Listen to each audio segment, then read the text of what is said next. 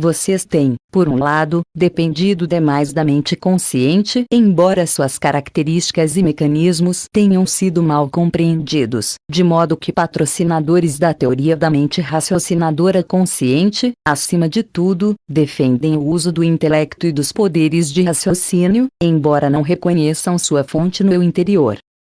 Esperava-se, portanto, que a mente consciente atuasse sozinha, por assim dizer, ignorando as informações interiores altamente intuitivas que também estão disponíveis. Não se supunha que ela tivesse consciência de tais dados. Qualquer pessoa, contudo, sabe muito bem que os pressentimentos, a inspiração, as informações pré-cognitivas, intuitivas ou materiais clarividentes, muitas vezes emergem no conhecimento consciente. Em geral, essas coisas são postas de lado e desconsideradas, porque você aprendeu que a mente consciente não deve permitir tais bobagens. Assim, foi-lhe dito que deve confiar em sua mente consciente, enquanto, ao mesmo tempo, você era levado a acreditar que ela podia apenas ter ciência dos estímulos que lhe chegassem do mundo físico exterior. Por outro lado, aos que salientam o grande valor do eu interior, do ser emocional, às custas da mente consciente. Essas teorias afirmam que o intelecto e a consciência usual são muito inferiores às porções interiores inconscientes do ser, e que todas as respostas estão ocultas da visão. Os seguidores desta crença consideram a mente consciente em termos tão insultantes que ela quase parece ser um câncer arrogante que brotou como um tumor na psique do homem, como um impedimento e não uma ajuda ao seu progresso e compreensão. Ambos os grupos ignoram a unidade milagrosa da psique, as interligações que existem entre as assim chamadas mente consciente e mente inconsciente, a interação incrivelmente rica em que cada uma dá e toma. O inconsciente simplesmente contém grandes porções de sua experiência, nas quais você foi ensinado a não acreditar. Mais uma vez, sua mente consciente deve olhar para o mundo exterior e para o interior. A mente consciente é um veículo para a expressão da alma em termos corpóreos. É o seu método de avaliação da experiência temporal, de acordo com as crenças que ela tem sobre a natureza da realidade. Ela automaticamente faz com que o corpo reaja de certas maneiras. Não me canso de repetir. Suas crenças formam sua realidade, seu corpo e as condições dele, seus relacionamentos pessoais, seu ambiente e, coletivamente, sua civilização e seu mundo. Suas crenças atraem automaticamente as emoções adequadas. Elas reforçam-se por meio de imaginação. E com o risco de me repetir, porque isto é tão importante, a imaginação e o sentimento seguem suas crenças. Não é o contrário. Agora um breve e inofensivo exemplo. Se você encontra uma pessoa com frequência e pensa, ela é uma dor de cabeça, certamente não será coincidência você sentir dor de cabeça em futuros encontros com essa pessoa. A sugestão é muito consciente, porém feita por você mesmo, e cumprida não de modo simbólico, mas muito praticamente, muito literalmente. Em outras palavras, a mente consciente dá as suas ordens e o eu interior as executa. Nesta existência, você é fisicamente orientado. Certamente, então, a mente consciente, fisicamente orientada, é aquela que deve fazer deduções sobre a natureza da realidade física. De outra forma você não teria livre-arbítrio. Na cultura ocidental, desde a Revolução Industrial, depois de mais ou menos 1760, tomou forma a ideia de que havia pouca ligação entre os objetos no mundo e o indivíduo. Bem, este não é um livro de história, portanto não tratarei das razões por trás dessa ideia, mas simplesmente mencionarei que foi uma reação exagerada, em seus termos pelo menos, a conceitos religiosos anteriores. Antes desse tempo, o homem acreditava que podia afetar a matéria e o ambiente por meio de seus pensamentos.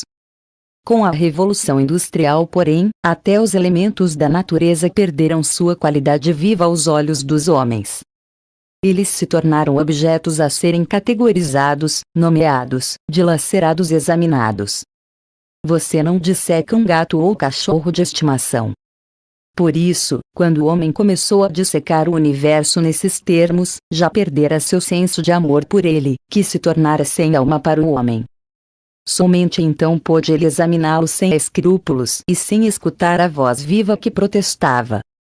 E então, em sua grande fascinação pelo que fazia as coisas funcionarem, em sua grande curiosidade para compreender a hereditariedade de uma flor, digamos, o homem esqueceu que poderia também aprender cheirando uma flor, olhando para ela, observando-a ser ela mesma. Assim, examinou a natureza morta. Muitas vezes ele teve que matar a vida, a fim, pensou ele, de descobrir sua realidade. Você não pode entender o que torna as coisas vivas quando precisa primeiro roubar-lhes a vida. E então, quando o homem aprendeu a categorizar, numerar e dissecar a natureza, perdeu sua qualidade de vida e já não se sentiu parte dela. Até certo ponto muito importante, ele negou sua herança, pois o espírito nasce na natureza e na alma, e, durante um tempo, reside na carne. Os pensamentos do homem já não pareciam ter qualquer efeito sobre a natureza, porque em sua mente, ele se via separado dela. De uma forma ambígua, enquanto se concentrava nos aspectos exteriores da natureza, de um modo muito consciente, ele ainda acabou negando os poderes conscientes da própria mente. Ele tornou-se cego para a ligação entre seus pensamentos e seu ambiente e sua experiência física. A natureza tornou-se então uma adversária que ele precisava controlar. Contudo, basicamente ele sentia que estava à mercê da natureza, porque ao separar-se dela, ele também se separou do uso de muitas de suas próprias habilidades. Foi nesse ponto que a natureza da mente consciente tornou-se tão mal compreendida, e que os poderes não reconhecidos ou negados foram designados a porções inconscientes do eu, por escolas de psicologia que se seguiram. Funções muito naturais da mente consciente, portanto, foram designadas para o subsolo e eliminadas do uso normal. Devido à ênfase exagerada, dada ao pensamento consciente, mesmo desprovida de várias de suas características, está ocorrendo agora uma contra-reação na qual a consciência normal está sendo diminuída, figurativamente falando. A emoção e a imaginação passaram a ser consideradas muito superiores. Os poderes demitidos da consciência ainda estão sendo designados para o inconsciente, e um grande esforço está sendo feito para atingir estados de consciência que parecem normalmente inacessíveis. Com esta finalidade, utilizam-se drogas, estabelecem-se cultos e há métodos e manuais de treinamento em demasia. Contudo, nada há basicamente inacessível sobre o tal conhecimento ou experiência interior. Tudo pode ser muito consciente e utilizado para enriquecer a realidade que você conhece. A mente consciente não é um filho pródigo, ou parente pobre do eu. Ela pode, muito livremente, focalizar a realidade interior quando você compreende que isso é possível. Você, repito, tem uma mente consciente e pode mudar o foco de sua própria consciência. Por várias razões, muitas tiranias foram propagadas pelos homens entre eles mesmos. Uma das maiores, porém, é a ideia de que a mente consciente não tem qualquer contato com as fontes de seu próprio ser, que ela é divorciada da natureza, e que o indivíduo está, portanto, à mercê de impulsos inconscientes sobre os quais não tem qualquer controle. O homem sente-se, portanto, impotente. Se o propósito da civilização é permitir que o indivíduo viva em paz, com alegria, segurança e abundância, então essa ideia de nada lhe valeu. Quando um homem ou uma mulher não sente qualquer ligação entre realidade e experiência pessoal e o mundo que o cerca, ele ou ela perde até mesmo o senso que o animal tem de pura competência e a sensação de pertencer. Suas crenças, repito, formam sua realidade, moldando-lhe a vida e todas as suas condições. Todos os poderes de seu eu interior são ativados por suas crenças conscientes. Vocês perderam o senso de responsabilidade por seus pensamentos conscientes, porque lhes ensinaram que não são eles que formam sua vida. Foi-lhes dito que, independentemente de suas crenças, vocês são aterrorizados por um condicionamento inconsciente. A sentença seguinte deve ser sublinhada. E, enquanto você mantiver essa crença consciente, irá vivenciá-la como realidade.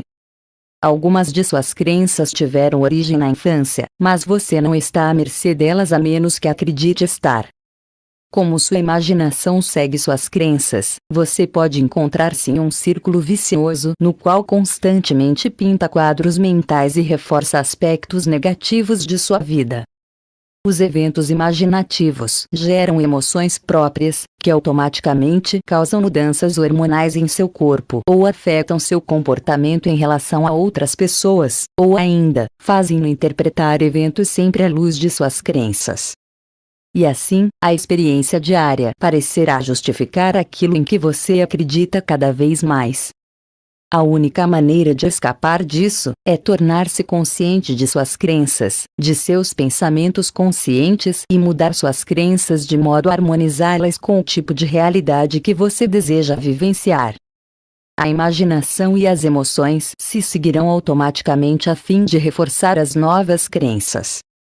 O primeiro passo importante é perceber que suas crenças sobre a realidade são apenas isso, crenças sobre a realidade, e não necessariamente atributos da realidade.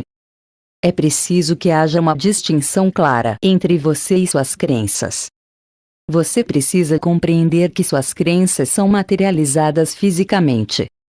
O que acredita ser verdade em sua experiência, é verdade. Para mudar o efeito físico, você precisa mudar a crença original, tendo bastante consciência de que as materializações físicas das velhas crenças ainda podem perdurar. Se compreender completamente o que estou dizendo, porém, suas novas crenças irão, e rapidamente, começar a aparecer em sua experiência. Mas você não deve preocupar-se com seu surgimento, pois isso geraria um medo de que as novas ideias não se materializem, o que anularia seu propósito. Mencionei, na seção 619, um jogo no qual você abraça alegremente a ideia que deseja materializar e depois a imagina acontecendo em sua mente. Saiba que todos os eventos são mentais e psíquicos primeiro, e que irão acontecer em termos físicos. Mas não fique se observando. Continue o jogo. Você agora está fazendo a mesma coisa, constante e automaticamente, com as crenças que tem, e elas estão sendo traduzidas com igual constância e automatismo. Inicialmente, porém, é muito importante a separação entre o eu e as crenças. Você não se deve forçar conscientemente. A imaginação e a emoção são seus grandes aliados. Sua orientação consciente irá trazê-las à atividade. Você pode ver por que é tão importante examinar todas as suas crenças a respeito de si mesmo e a natureza de sua realidade. E uma crença, se você permitir, irá levá-lo a outra. Muito tem sido escrito, dizendo que se houver um conflito entre a imaginação e a força de vontade, a imaginação vencerá. Ora, digo-lhe que se você examinar a si mesmo, descobrirá que a imaginação e a força de vontade, nunca entram em conflito. Suas crenças podem conflitar, mas sua imaginação sempre seguirá sua força de vontade e seus pensamentos e crenças conscientes. Caso isso não seja aparente para você, é porque você ainda não examinou completamente suas crenças. Vamos usar um exemplo simples. Você está com excesso de peso.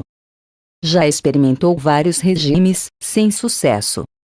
Você diz a si mesmo que deseja perder peso, e segue o que eu lhe indiquei até aqui. Você muda a crença e afirma: porque acredito estar com excesso de peso, eu estou. Portanto, pensarei em mim mesmo com o meu peso ideal. Só que você continua comendo demais. Aos olhos de sua mente, você ainda se vê com excesso de peso, pensa em doces e guloseimas, e, em seus termos, dá asas à imaginação, e você pensa que a força de vontade é inútil, e o pensamento consciente, impotente. Mas finja que está ultrapassando este ponto. Em puro desespero, diz: está bem, examinarei minhas crenças mais profundamente. Ora, este é um caso hipotético, por isso pode encontrar nele inúmeras crenças. Pode, por exemplo, descobrir que acredita que não é digno, e assim, não deve ser atraente. Ou que saúde significa peso físico e que é perigoso ser magro. ou poderá descobrir que se sente, e acreditar que está, tão vulnerável que precisa do peso para que as pessoas pensem duas vezes antes de empurrá-lo para cá e para lá. Em todos esses casos, as ideias serão conscientes. Você as tem com frequência e sua imaginação e suas emoções estão associadas a elas, e não em conflito com elas. Você pode ser pobre. Seguindo minhas sugestões, pode tentar alterar a crença e dizer: minhas necessidades são atendidas e eu tenho grande abundância. Mas, ainda assim, pode descobrir que não consegue pagar suas contas. Em sua imaginação poderá ver a próxima conta chegando, e você não conseguindo pagá-la. Vou ter dinheiro suficiente, você diz. Esta é minha nova crença. Mas como nada muda, você pensa: meus pensamentos conscientes nada significam. Contudo, examinando suas crenças, você pode descobrir uma convicção profunda sobre sua própria mediocridade. Você poderá estar pensando: para início de conversa, eu não sou ninguém, ou os ricos ficam mais ricos, e os pobres ficam mais pobres, ou o mundo está contra mim, ou o dinheiro é errado, as pessoas que o possuem não são espirituais. Você poderá descobrir, outra vez, uma das numerosas crenças que levam todas ao fato de que você não quer ter dinheiro, ou tem medo dele. Em qualquer caso, sua imaginação e suas crenças andam de mãos dadas. Você pode estar tentando lembrar-se de seus sonhos, outro exemplo. Pode fazer autossugestões adequadas todas as noites, apenas para acordar sem se lembrar deles. Você pode dizer: conscientemente, eu quero me lembrar de meus sonhos, mas minhas sugestões não funcionam. Portanto, o que desejo em nível consciente pouco significa. Se examinar suas crenças mais atentamente, descobrirá uma de muitas possíveis crenças, como por exemplo: tenho medo de me lembrar de meus sonhos, ou meus sonhos são sempre desagradáveis, ou tenho medo de saber sobre o que é que eu sonho, ou quero lembrar-me de meus sonhos, mas eles podem dizer-me mais do que desejo saber. Neste caso, também, sua realidade dá colorido às suas crenças, e sua experiência é resultado direto de suas atitudes conscientes. Com atitudes como essas mencionadas, você coloca fechaduras em seu eu interior, adultera propositadamente sua experiência e reforça crenças nos aspectos negativos de seu ser. Somente examinando essas suas ideias, pode você descobrir em que pé está consigo mesmo.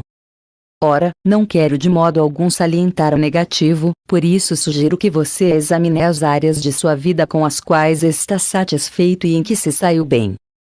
Veja como reforçou pessoalmente essas crenças, tanto no campo emocional como no imaginativo, e trouxe-as para a realização física. Perceba como os resultados apareceram natural e automaticamente. Considere esses sentimentos de realização, e compreenda que pode usar os mesmos métodos em outras áreas. Você também comunique suas crenças a outros, naturalmente. Quando entram visitas em sua casa, elas não a veem exatamente como você, porque também enxergam através da tela de crenças delas. Em seu próprio ambiente, porém, suas crenças pessoais geralmente predominam. Pessoas com ideias semelhantes reforçam mutuamente suas crenças. Você poderá enfrentar alguns mal-entendidos quando de repente decidir mudar sua realidade mudando suas crenças. De acordo com as circunstâncias, você poderá estar indo em uma direção completamente diferente da do grupo ao qual pertence. Os outros podem sentir necessidade de defender ideias em que todos vocês aceitavam normalmente antes. Em tais casos, suas crenças se fundiram. Cada pessoa tem suas próprias ideias sobre a realidade, por razões que parecem válidas. As necessidades são atendidas. Quando você muda suas crenças abruptamente, então no grupo você já não tem a mesma posição, já não está mais jogando aquele jogo.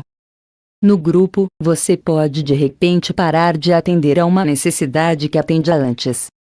Isso afeta tanto o comportamento íntimo como, digamos, as interações sociais. Durante um tempo, então, você pode experimentar um sentimento de perda, ao mover-se de um grupo de crenças para outro. Entretanto, outras pessoas, compartilhando suas novas crenças, gravitarão na sua direção e você na delas. Direi mais sobre isto mais tarde no livro, mas explica, por exemplo, por que uma pessoa que está fazendo regime e de repente fica determinada a perder peso, pode encontrar uma resistência velada ou mesmo aberta por parte de familiares ou amigos. Porque a pessoa que toma novas decisões, pode ser afastada de seu círculo de amigos por eles a ridicularizarem. Porque o alcoólatra que tenta não beber, depara com pessoas que o tentam abertamente ou que usam táticas disfarçadas para levá-lo de volta ao vício. Quando uma pessoa que estava doente começa a trilhar o caminho da recuperação mudando suas crenças, pode surpreender-se diante da atitude de aborrecimento de seus mais caros aliados, que tentam lembrar-lhe a realidade de seu terrível estado pelas mesmas razões. Como as crenças formam a realidade, a estrutura da experiência, qualquer mudança de crenças que altere essa estrutura, naturalmente inicia uma certa mudança. A situação que serviu a um determinado propósito acabou, novos elementos são introduzidos, outro processo criativo se inicia. Como suas crenças particulares são compartilhadas por outros, como a interação, qualquer mudança de direção de sua parte, é sentida por eles, que reagirão à sua própria maneira. Vocês preparam-se para usufruir da realidade da maneira mais satisfatória possível. Para isto, começaram, espero, a examinar suas crenças. Pode ser que desejem ver os outros mudarem também. Para que isto se dê, comecem vocês mesmos. Eu sugeri, na seção 619, que imaginem um jogo no qual agem em conformidade com as novas crenças. Fazendo isto, imaginem que influenciam os outros através deste novo modo de ser. Veja-os reagindo a você na nova forma. Isto é muito importante, porque telepaticamente, você está enviando-lhes mensagens interiores. Está dizendo-lhes que está mudando as condições de comportamento de sua relação. Você está divulgando a alteração de sua posição. Alguns irão entender nesse nível. Outros precisarão da velha estrutura de alguém, se não for você, que desempenhe o papel que você desempenhava antes. Essas pessoas irão sair de sua experiência ou você precisará afastá-las.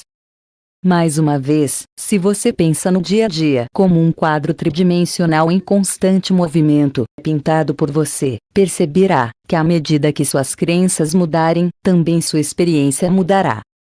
Você precisa, porém, aceitar completamente a ideia de que suas crenças formam sua experiência. Descarte as crenças que não lhe estão trazendo os efeitos que deseja.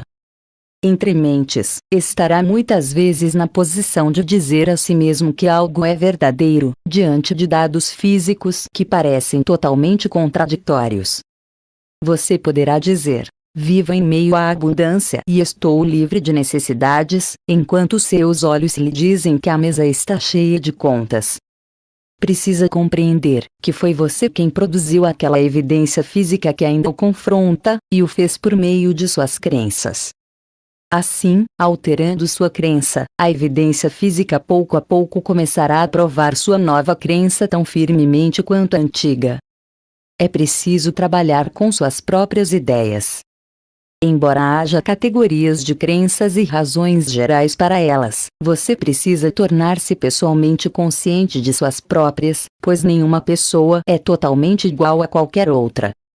As velhas crenças serviram um propósito e preencheram uma necessidade. Como mencionado anteriormente, talvez você tenha acreditado que, em si mesma, a pobreza era mais espiritual que a abundância, ou que você era basicamente indigno e devia, portanto, punir-se sendo pobre. De acordo com sua energia, poder e intensidade, você pode ajudar a mudar as crenças de muita gente naturalmente. Em sua vida diária física, geralmente está preocupado simplesmente em mudar suas crenças sobre si mesmo, e depois mudar as crenças de outras pessoas sobre você. Encontrará crenças conflitantes dentro de si, e precisa conscientizar-se delas. Como exemplo, talvez acredite que deseja compreender a natureza de seu eu interior, ou pode dizer a si mesmo, que deseja lembrar-se de seus sonhos, mas ao mesmo tempo ainda tem uma crença sobre a indignidade básica do eu, e muito medo de lembrar-se de seus sonhos por causa do que poderia encontrar neles. Nesse caso, não adianta lamentar a situação e dizer: quero entender a mim mesmo, mas tenho medo de não gostar do que encontrar. É você que tem de mudar suas crenças. Precisa parar de acreditar que o eu interior é uma masmorra de emoções reprimidas. Ele contém algumas emoções reprimidas, mas também contém grande intuição, conhecimento, e a resposta a todas as suas perguntas. Preste atenção à sua própria conversa ao falar com amigos, e à conversa deles. Veja como vocês reforçam as crenças uns dos outros. Veja como sua imaginação, em geral, segue as mesmas linhas. Tudo isso está muito claro, se você percebê-lo. Quase todo mundo nesta sociedade conhece a velha sugestão: todos os dias, de todas as maneiras, estou ficando melhor.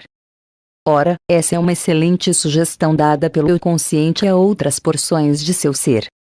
Os resultados dessa sugestão, entretanto, também seguiriam suas crenças conscientes. Antes, eu usei como exemplo de crença: sou um pai/mãe responsável.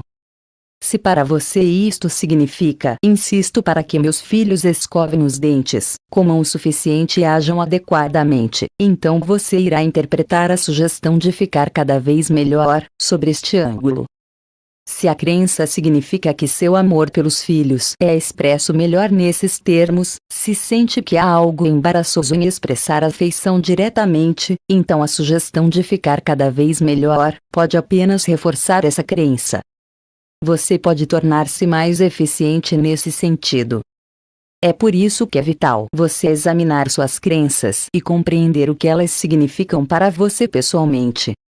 Se, usando esse exemplo, você de repente começar a compreender sua posição e começar a expressar seu amor a seus filhos diretamente, verá que eles ficarão muito surpresos, encantados, mas confusos. Pode levar um tempo para eles compreenderem suas reações, mas assim como a velha realidade tinha uma natureza coerente, também a tem a nova. Você deve, portanto, compreender e examinar suas crenças, entender que elas formam sua experiência e, conscientemente, mudar as que não trazem os efeitos desejados. Nesse exame você perceberá muitas crenças excelentes que funcionam em sua vida. Determine-as, veja como elas eram seguidas por sua imaginação e suas emoções. Se possível, procure em seu próprio passado pontos em que lhe vieram novas ideias reconhecíveis, e de modo benéfico, mude sua experiência. As ideias não apenas mudam constantemente o mundo, mas constroem-no constantemente. Vamos tratar da relação entre o eu interior, suas crenças conscientes e sua criação física mais íntima, sua imagem humana.